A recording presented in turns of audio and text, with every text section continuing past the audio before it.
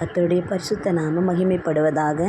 இந்த புதிய நாளிலே ஆண்டவருடைய வார்த்தையை கேட்கிற உங்கள் ஒவ்வொருவரையும் ஆண்டவர் இந்த நாளிலே ஆசீர்வதிப்பார். இங்கே தேற்றிடும் ஔஷதத்தின் மூலமாய் கர்த்தர் நமக்கு கொடுக்கிறதான வார்த்தை 1 யோவான் 4வது அதிகாரம் 4வது வசனத்தின் கடைசி பகுதி. ஏனெனில் உலகத்தில் இருக்கிறவனிலும் உங்களில் இருக்கிறவர் பெரியவர். ஹல்லேலூயா.